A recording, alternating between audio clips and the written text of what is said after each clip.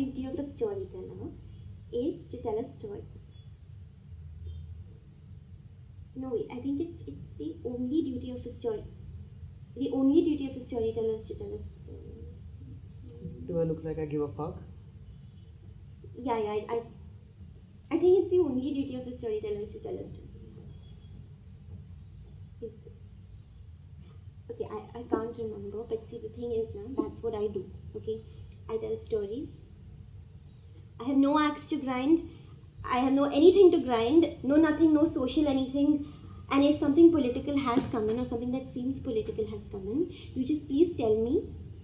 Just tell me where it is. That's all. You just have to tell me where it is. I'll take it out. I'll burn the thing. Okay?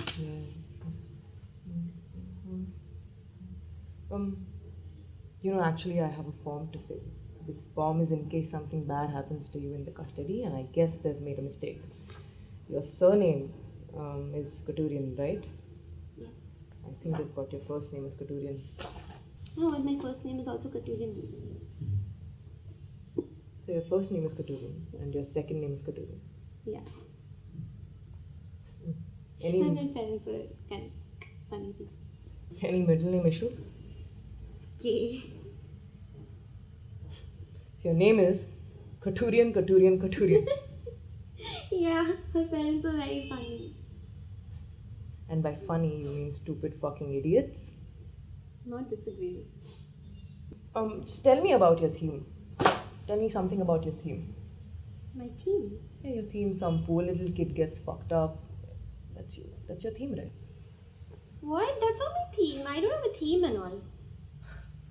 Look, I've written okay, so some of these stories may have come out that way, but it's not a theme. It's not a theme. I've written over 400 stories, okay, and maybe 10 or 20 of them have children. Have murdered children in them. So are you trying to say that I'm saying go out and murder children? No. I'm not trying to say go out and... Are you trying to say go out and murder children? Are you? What? Oh, of course not. Why would I say go out and murder children? Look around. Okay, so this book, 3 Gibbet Crossroads, what are you trying to tell us? What am I trying to tell us? Yeah, what are you trying to tell us? See, okay, first of all, if anything political or any children, if there are any children in this, it's purely incidental. Okay? No, see, so if there are children in it, it's purely incidental. If there's anything political and also, it's purely incidental. No, I mean accidental. Yeah. See, do not interrupt me while I'm speaking. Okay? Sorry, it's bad. If I say something outright, if I go with my eyes like this, go ahead, then you say something. Okay? Then you have to say, no, you're just doing it again. You're doing it again. Okay? Did I go with my eyes like this? Did I ask you something outright? Did I? Now that's an outright question, and now you say something. I'm sorry, I'm really nervous. Yeah, you should be. You have a right to be nervous. I know. No, you didn't hear me. You should be nervous. Why though? So this 3 Gibbet Crossroads, what are you trying to tell? What are you trying to tell us? I swear I'm not trying to tell you anything, and that's all I've been trying to say. I'm not trying to say anything. It's just what it is a puzzle without a solution. Is there? Oh. Yeah. Let's see. It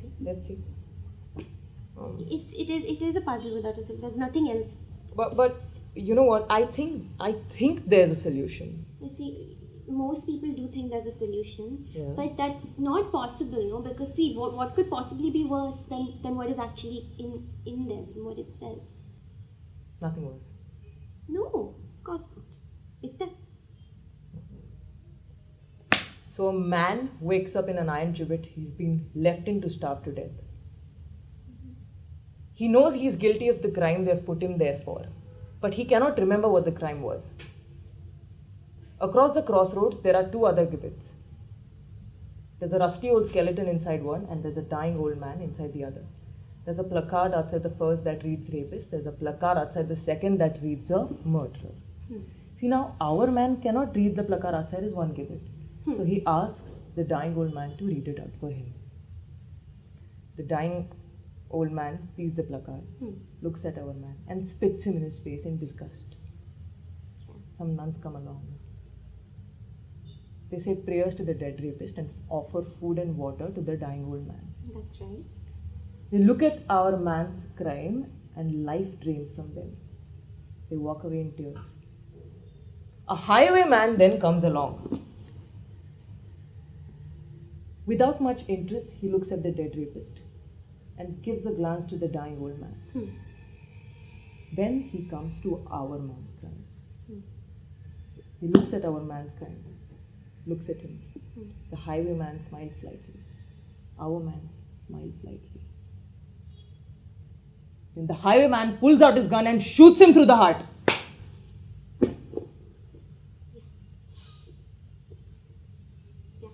As that man is dying, he screams out, "Just tell me, what have I done? Just tell me, what have I done?" The highwayman rides off without telling him what he's done. The last words our man ever hears. Will I go to hell? Will I go to hell? The last sound he ever hears. Highwayman quietly laughing. Yeah! Now see, that's such a good story, isn't it? I mean, come on. I'm sorry, even if I say so myself, that's a bloody good story, isn't it? Something very esque about it. You know, I'm not sure what kind of esque really, because I don't really write esque kind of stuff, to be honest. But there is something Yes. There's nothing wrong unless it makes you think the person who wrote the story is a fucking scummy cunt. You know what? The story to me is a pointer. You get it? A pointer. Yes. What is a pointer? So a pointer is that it is saying something to you on the surface, but underneath the surface, it's saying something else to you. That's a pointer. You get it? A pointer is a pointer. I guess so. Well, this actually reminds me of something. What? Please stop. Please stop. I'll tell you whatever you want. Please. I'll tell you whatever you want. Is Just that my please brother? stop doing this to me. I guess. I believe you. What is he doing to my brother? I don't know. Something maybe fucking horrible. You promised me you wouldn't touch my brother. I didn't touch him. I haven't touched him yet. You gave me a word you wouldn't touch my brother.